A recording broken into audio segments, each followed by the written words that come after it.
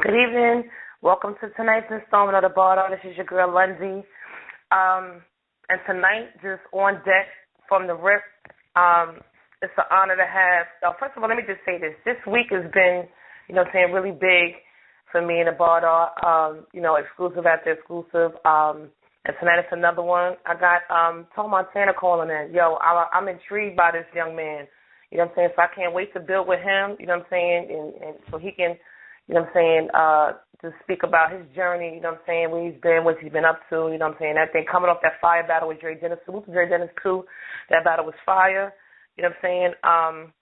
I'm waiting for my co-host, Kev Battle, to call in, but, just thanks to everybody that supports, just battle rap and just hip-hop and the facets of it. I've had my reserves about just falling back a couple of times.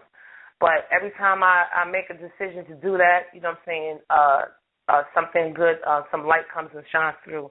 So I'm honored about that. I want to briefly talk about this weekend, events coming up this weekend. I'll be at the Born Legacy 2. Shout out to them at URL, Shout out to Miss Cream. So we're going to be out there lit this weekend handling that. It's some good battle matchups that, that's happening. And I'm honored to, to be a witness to that.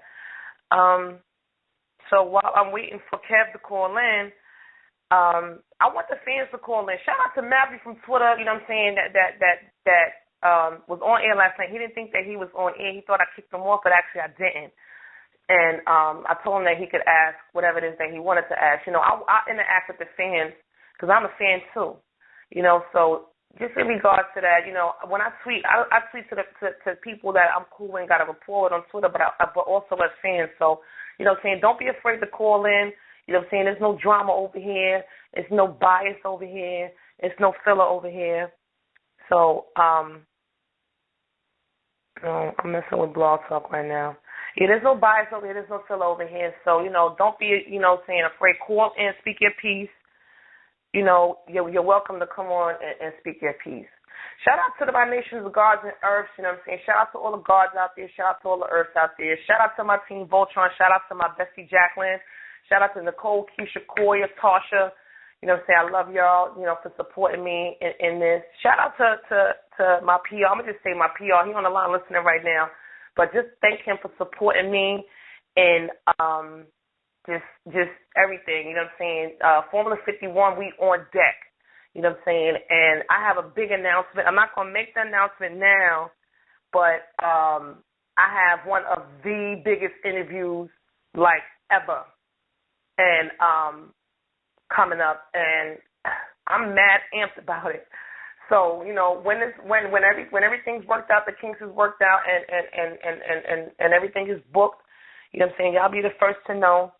And what an honor and how big this is going to be for me. Shout out to Cute Butter, shout out to Boy Chick Rain, shout out to everybody. I'm doing a lot of shout outs while I'm waiting for Kev to call in and waiting for our guests to call in.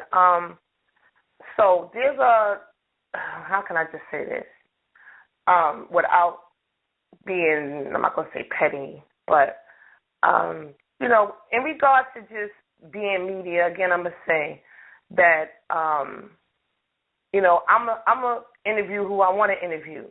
I'm being more strategic now about booking interviews because of the importance. I'm going to be checking for niggas that's not on the radar.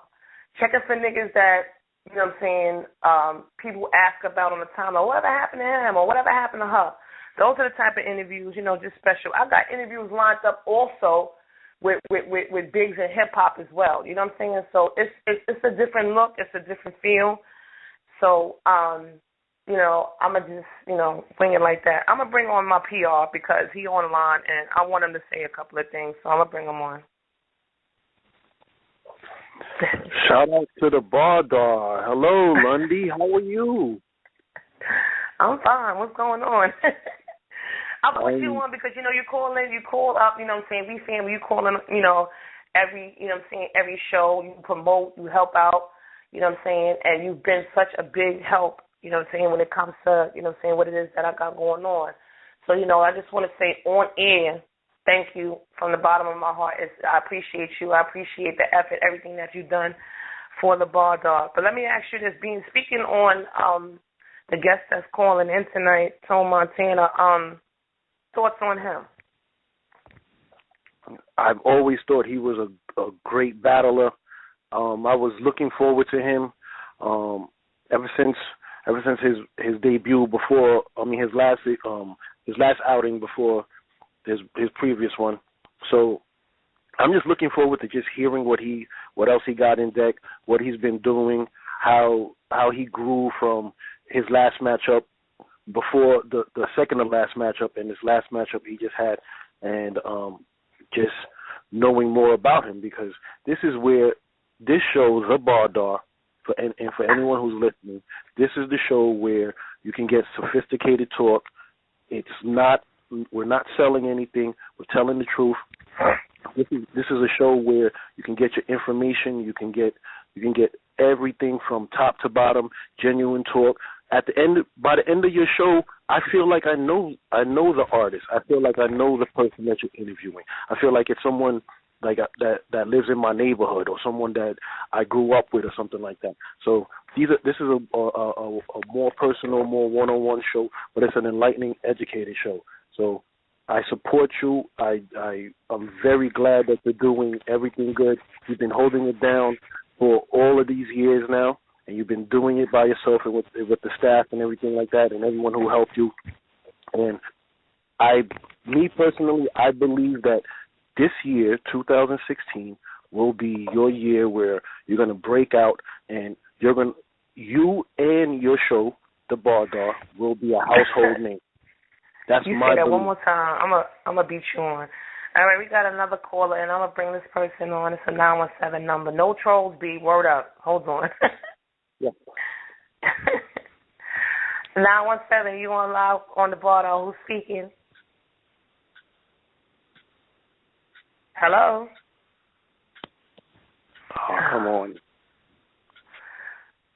And then you call with your number showing like, Lord, I'm about to start skip tracing niggas and sending the marshal to y'all niggas' cribs. Don't call my show if you're not going to say nothing. We're taking up space.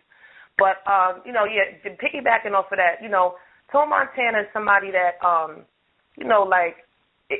just unorthodox, just the skill, just the fact of, just the schemes, the wordplay, the aggression, the performance, you know what I'm saying, the rebuttals, just everything, you know what I'm saying? And, you know what I'm saying, I'm not biased when it comes to Regent, but it's something special about him, you know what I'm saying? Like, niggas want to know what happened to him and all that, and get a chance to speak on that. But, at the end of the day, life happens. Life happens for everybody. So, if he chooses to speak about what he, in regards to that, because I had a conversation earlier in regards to just that whole class about what happened to Johnny Alcatraz, the HA doubles, Ill Will, Anubis, all these people, you know what I'm saying? And life happens, you know what I'm saying? Yeah. So, the fact that the battle with him and Dre Dennis, I watched that shit last week when they dropped it, but I watched it like 3, that's how you come back. Fuck all that. That's how you come back. You come back just like that. You understand what I'm saying? And the fact, to push through, you know what I'm saying, regardless of what life is dealing you, and to reemerge with the same hunger that you had when you was on is something to be smiled upon. So I can't wait to build with him. Matter of fact, he's on the line now. I'm going to bring him on. Excellent. Shout out to let me just reiterate. Shout out to the guitar with it. Don't call up my shit if you're not going to say nothing. Period. I don't have trolls on my show. We're not going to start now. You understand what I'm saying? I'm somebody that's cool. I invite the fans to call up because I'm a fan too. But at the end of the day, don't call my shit troll and say that shit for the timeline. Word. Hold on, I'm bringing the guest on now. Yes. Word. Greetings, King. So. Peace, love. What's good? You right now, the guest of the honor. Welcome to the Bardar. This is Londie, the Bardar. This is my show. This is my baby. It's an honor to have you on. Cats have been asking about where's Tone Montana, coming off the fresh, you know what I'm saying, win versus Dre Dennis. I gave you the win 2-1. Dre Dennis, shout out to him. He put on as he always does, but that's how you come back. Yep. That's how you come back, you know what I'm saying, to reintroduce yourself. Shouts out to Dre Dennis. It's all love. It's all love to you, Londie. All love to you, to the show. You know what I mean. Shout out to PR. I ain't catch that nigga name, but he PR, so shit, he good with me. Right. Hey, this is our public relations. This is all right. So let me just get right into it. I have core questions that I ask my guests when they come on for the first time. These are general questions to just make it a little bit more personable. So when did you fall in love with just hip hop, bars? You know what I'm saying? Realize you had a gift. It's crazy because I remember the day.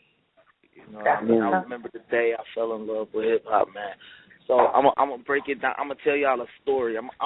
This whole interview, I'm just gonna tell a few different stories, man. I'm gonna let y'all know about Tone Montana, man. So the myth and the legend. But right. But when I fell in love with, so my aunt, I got an aunt. She was, you know what I mean. Everybody got that cool aunt. So she's like 10 years younger than my mom. You know what I mean? Like 12 years older than me. You know what I mean? So she's kind of young. She was young. She was, you know what I mean? This is the Tupac era. This is fucking watching Boys in the Hood and drinking a fucking 40 era. You know what I mean? This back then, right? And so I'm a little nigga. She used to write me these raps. She used to write these raps and have me coming down in front of all her friends and shit. I'm like fucking 6 years old, man. And I rap the rap and I put my own little twist and shit in it. You know what I mean? And right there, I fell in love with performing and fell in love with the art. Man, it was just crazy, man. That's where it was. And eventually it turned into me writing my own shit, performing at the schools and in the hood, and you know what I mean. And then shit, eventually I just started fucking niggas over and killing niggas because I realized nobody was better than me. Right. So, you know? where are you from? And did hip hop play you know what I'm saying, a role in just, you know what I'm saying, your coming up as you stated, but a little piggybacking off of it a little bit more as far as, you know, your come up into when you started, you know what I'm saying, taking, you know, your craft serious. So that sounded like a bunch of questions. Hold on. Give me one question at a time. Okay. All so right. What's the question? Where am I from? Okay, where are you from? Yeah, and influences in regards to just hip hop. I'm from Beloit, Wisconsin. Is that what you said? What city am I from? Or where are you from? Mm-hmm. I'm from Beloit, Wisconsin. You know, it's about an hour from Chicago, about an hour from Milwaukee. You know what I mean? About 20 minutes from Madison, Wisconsin. So you know, it's right around everything, man. Small city, man. But it's my city. I'm the mayor of this motherfucker. Fuck that shit. So was hip hop an influence growing up there? You know, was it big out there? Was it a heavy influence? Absolutely. It's everything out here. It's a small city that's all black. You know what I mean? It's little, but it's black. You know what I mean? And that's just the best way to put it, man. Black teachers and principals and shit. You know what I mean? In this little bitty ass city. And so hip hop definitely play a role, and very influential in that type of, you know what I mean, environment. And little niggas love hip hop. I love hip hop. All elements of it. I might go tag some shit up tonight. I'm just bullshit. So name some influences in regards to just like who your influences as far as artists, lyricists, singers, etc. MJ, Nas, DMX, Andre 3000, Wayne, right now J. Cole, Kendrick Lamar. Right.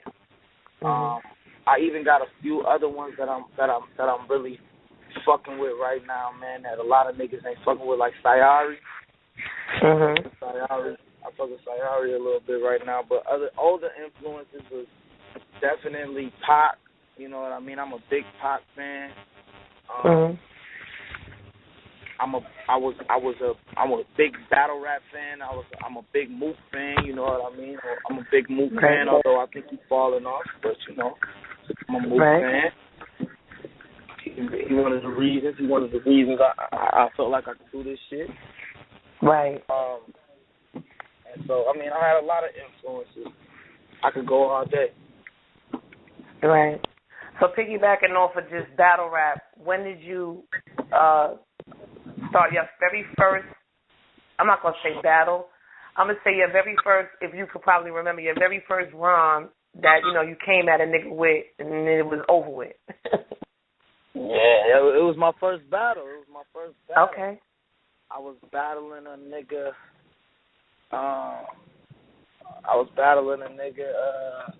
named Pharaoh or some shit like that, man. And it was just, you know what I mean? He was from another city, a neighboring city, like 10 minutes, 15 minutes over. You know what I mean? And our squad, both of our squads was hyping us up like, yeah, you can't fuck with my man. My man Tone Montana kill your man Pharaoh, woo woo.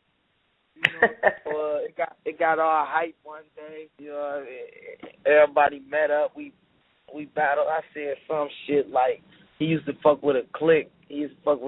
Like their name was Juice Squad. Okay. Just funny shit, man. But the niggas said something, man. I don't know, but I came back at him. I said something to the effect, I'm trying to get it out. I'm trying to figure it out. It was like, what the fuck is the Juice Squad? Y'all niggas fruits. I juice y'all or some shit like that. It's crazy, man. They went insane. It's trash now that I look back and think on it. But that day they went insane, man. Everybody, the whole city, like 3, 4, 5 different cities was just talking about it. And did y'all see the battle? Tone Montana fucked up Pharaoh. And it was just crazy. So that was really my first time battling like that. But my first on camera battle is it's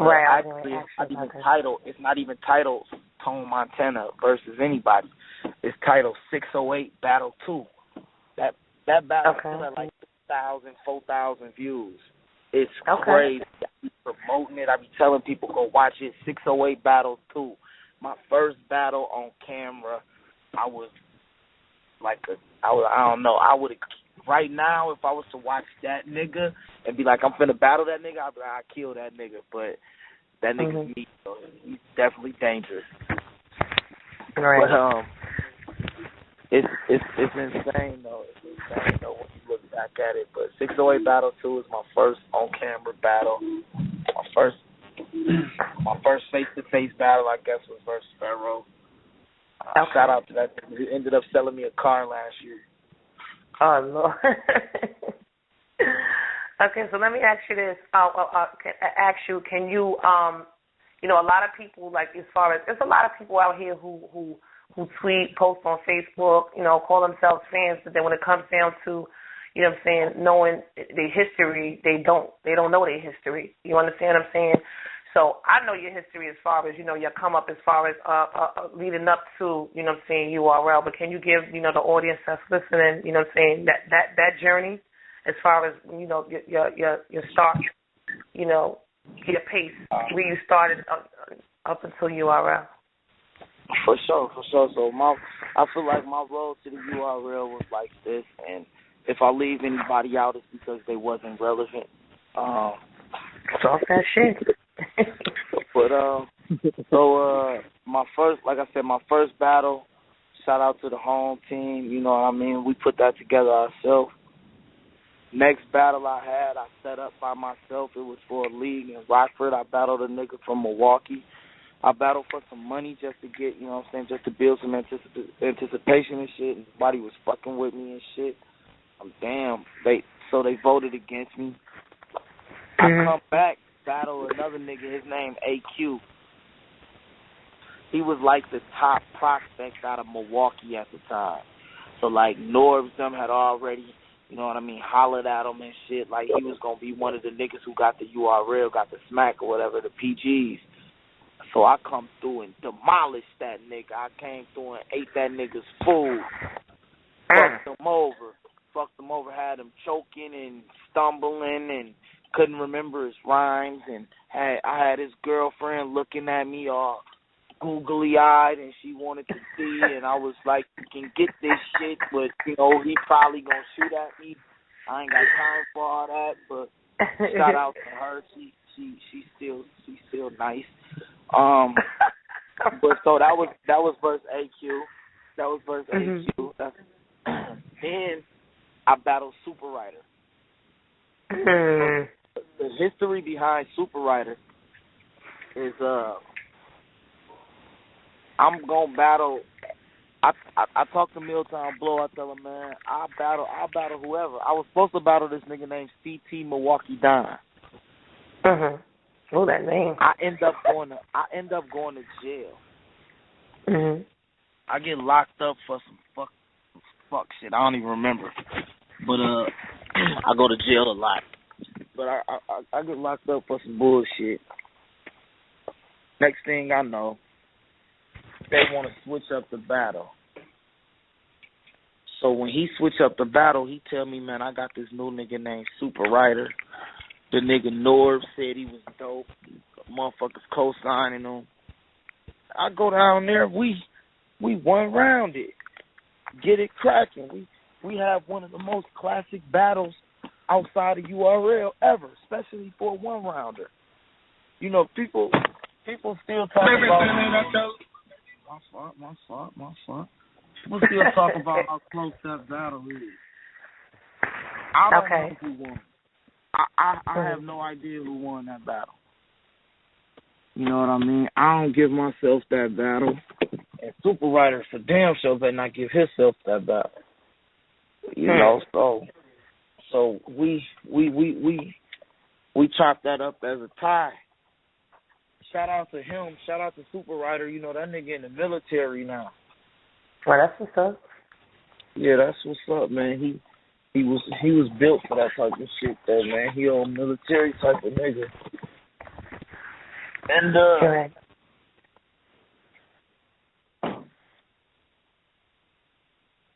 And so next I didn't, and then so the next battle happened was Cassius on the rooftop. So Mickey Fax I was supposed to battle Brick, but Mickey ain't have his facts straight, you know. Oh shit. Shout out Mickey Fax. Shout out Mickey Fax. I love Mickey Fax. Okay, wait a minute. This is the same card where, if I'm not mistaken, where Lotta Zay and Sire Boy battled on the roof. Yes. Yes. Hey, that battle was fire. That battle was closer on camera than it was in person. That was a body in person. Lotta Zay and Sire Boy, that is one of the most underrated battles. I love that fucking battle. I love the visual. I love the fucking when it parking lot. I let it parking lot. When it parking lot. It was crazy, man. But Newborn and Super Rider that day. Right. Hey, so you know, it was a battle that happened on that card that nobody talks about. Presidential Dubs versus Young Robles. Right. That battle we go hard. And it was crazy. But so I battled Cassius on the rooftop. I come back right back after that battle, Lotta Zay. They were talking about that battle on the timeline today. But go ahead. After Lotta Zay, I got Danger Zone. I'm finna say something. I know you don't do the controversy, but I'm gonna say something. No. This is your time. So it's no filler over here. Danger Zone didn't get busy like that till he got in front of me. Until after I left. Danger Zone been rapping exactly how he raps right now for the last 5 years. At least 4. At least 4. He been rapping the exact same way. People starting to like it more because he's starting to perform a little bit better. He's getting more comfortable on the stage. You know what I mean? And that's all that is. But I showed that nigga that shit. I taught, like, a lot of people get that battle of the Danger Zone when he was getting the momentum. But, I mean, for the first year, everybody said I won the battle. Then after he had gained a little momentum, people started saying it was Danger Zone. But, you know, at the end of the day, I really think I too won that nigga. First and third. Tone Montana versus Danger Zone. I'm going to fucking watch that. Then it was the notorious Tone Montana versus Scope. BT USF. So after USF, what was it? That's when shit got bleak. Got a hold. Just started taking battles, taking checks. Fast forward to, you know what I mean, Tone Montana versus Trey Pounds. It was nice. It was crazy, kind of classic. He came with it. I was fucking that boy up. Then I battled Uno Lavos. I was busy on Uno Lavos. And here we are today, after, you know what I'm saying, Dre Dennis. And after Dre Dennis, it's going to be Illinois. And after Illinois, I think it's going to be Brooklyn Carter. And after that, I don't know who I want to battle after that. After that, I want to battle somebody like, I don't want no top-tier niggas. Right. I want good battles. I want great battles. I want battles that people watch forever. I want battles that people talk about forever. So it don't matter the name. It just matters the match up. Right. You know what I mean? I don't know. I think me and Briz would be classic. Right. See, because you're unorthodox, not to cut you off, but, with regards to just regions, different regions, everybody has a moniker, or they put a moniker of a certain sound or a certain type of skill that a battler may possess being from a certain region. Like, I'm from New York, you know what I'm saying? And, a lot of people just musically have themselves programmed, and I spoke about this last night with Danny Myers in regards to setup line, punchline, you know what I'm saying? And then anything outside of that, you know what I'm saying? People want the punchline fast. They want the microwave. They want that speed shit. But then when someone comes with, skill, for me, lyrical skill is very important, you know what I'm saying, to dominate a battle. Incorporating what it is that you may play with, your wordplay schemes or whatever is cool, but you have all of that. You know what I'm saying? Like I said, I mentioned the rebuttal. The rebuttal's crazy. The wordplay crazy. The scheme's out of control, and the freestyle. And coming from, you know what I'm saying, the Midwest, it for me being from New York, you know what I'm saying, is rare. You know what I'm saying? It might be 1,000 niggas that's like that. But, the fact that, being pushed to the forefront like that is something to be smiled upon. So just to salute you on that. So let me ask you this question. You're very low-key, but I know you pay attention. So what do you think about the state of battle rap right now? I think it's in its ugly phase. And I done heard this terminology before, and I agree with it. So I think battle rap is in its ugly phase right now. URL, so you've been around since early grind times. Goddamn it, king of the ring. You know what I mean? I'm talking early International P. What the fuck was that called again? You know what I'm talking about. With International P, when he was hosting the battles like this and shit, man. With the I'm from Kid Swiss, you know what I'm saying, the early grind time, LO Crew from 98, I know I'm a fan of battle rap. So, right. Continue. But it started taking a different turn in 2011. The end of 2010, early 2011. I'm gonna say 2012 after Summer Madness 2, in my opinion. But go ahead. No, I mean, all right. So that was right. That was still early. Summer Madness 2 was very early. I'm talking a little before that. I'm talking Rex versus Mad. You know what I'm saying? Cortez versus X Factor. Yeah, that was like, that was like 2010, 2011. Mm-hmm. Very beginning, right? So battle rap started to be something different than it always had been. It used to be, I'll meet me at the fucking park, nigga. We gon' battle on Tuesday. And it was goddamn it Sunday. You know what I mean? And that's how I used to be. So then it turned into, all right, we finna book, you know what I mean, the neighborhood theater, you know what I mean, June 1st, it's March 3rd, you know what I'm saying, bro, you gonna battle DJ such and such, you know what I mean, and so now niggas write and prepare for battles and do homework.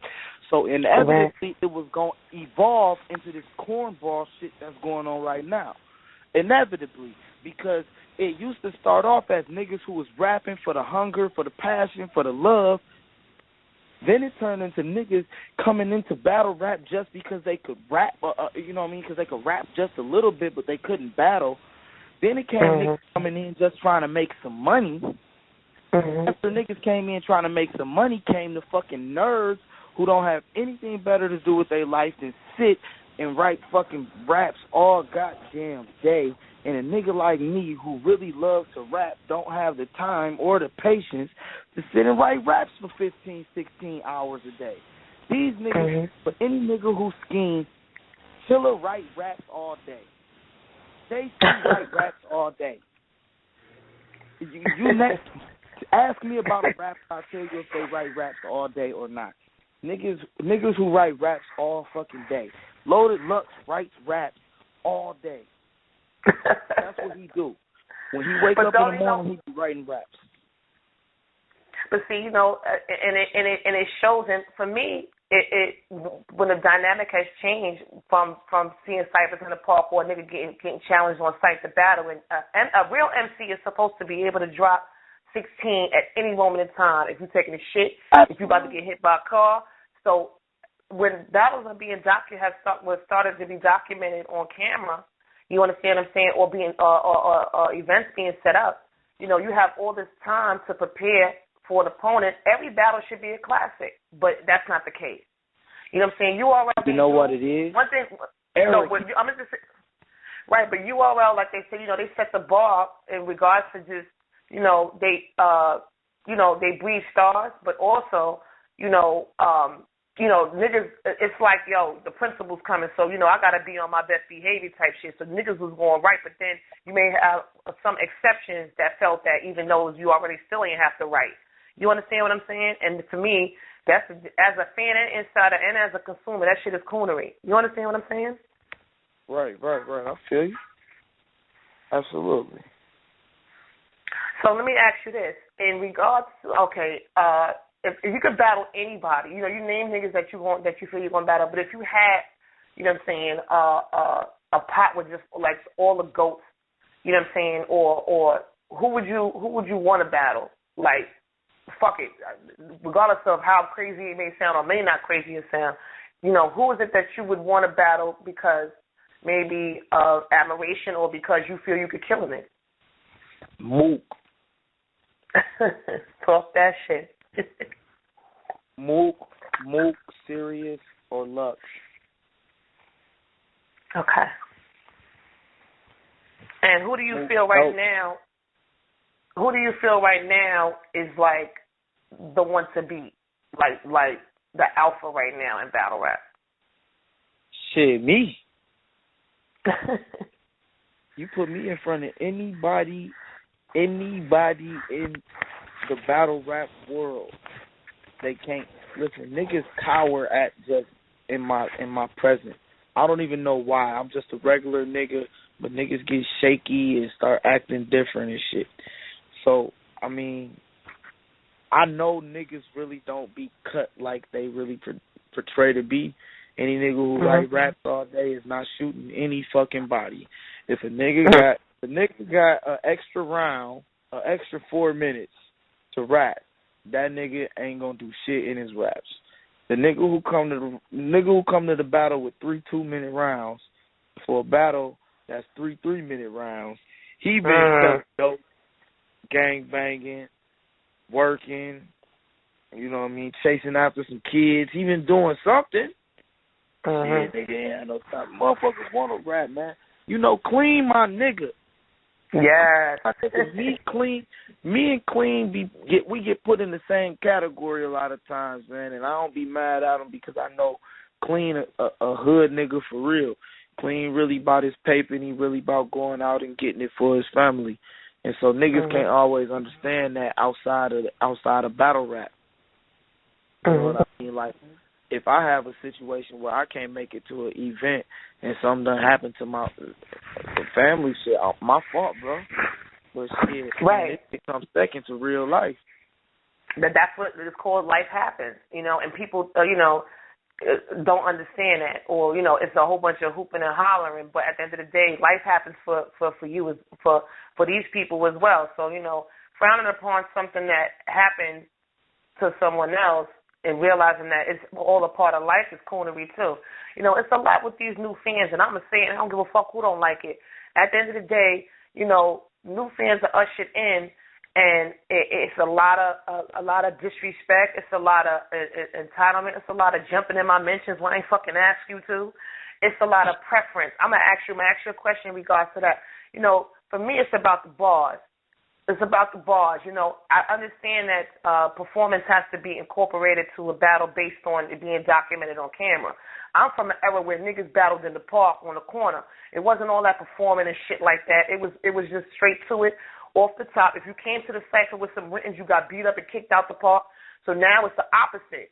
If you're supposed to write, but then if you come to a battle with a freestyle, niggas is looking like, you know, like that's not normal. So, I mean, how do you feel about the word preference being pushed, preference and performance pushed over the bars? How do you feel about that? So I think that you're supposed to perform your bars. Mm-hmm. I don't think that any artist should just say, oh, I'm all performance, or any artist should say, I'm all bars. I think you're supposed to perform your bars. You're supposed to have some bars written or scripted or whatever the case may be, and you're supposed to be able to perform them shits to perfection. Standing in the same place and rapping ain't going to get you paid.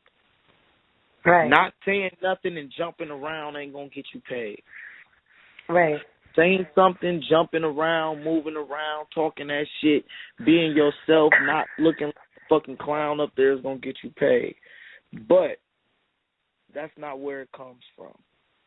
It comes from two niggas rapping, two niggas lyrically attacking each other. Exactly. You know what I mean? And so, and so when niggas, it's hard for people to do that. It's hard for people to do that though. You know what I mean?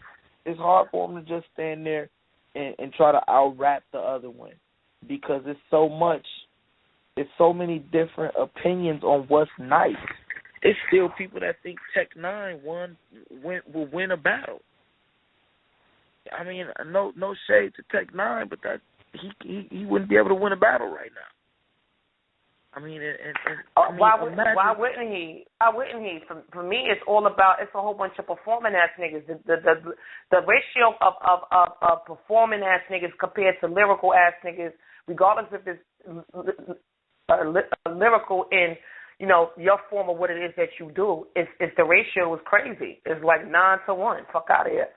You know what I'm saying? Tech Nine, the way niggas perform these days, you know what I'm saying? You got your dots and all that. Original. He's a forerunner in this shit. He's a trendsetter in this shit. But niggas will wash Tech Nine right now. I mean, bad. If he got on the stage with a nigga like what's fam name from that's from Arizona, Rum Nitty. Imagine like Tech Nine on stage like a Rum Nitty. He would wash Tech Nine. Nobody would want to watch the battle. You know what I mean? And that's the level that it's at now. That's the difference. Tech Nine was that nigga who would come with 2 minutes prepared for each round for 3-minute rounds because he had real life shit going on. No shade to Rum Nitty. Rum Nitty gonna come with 3-minute rounds, 3.5 minute rounds of fire.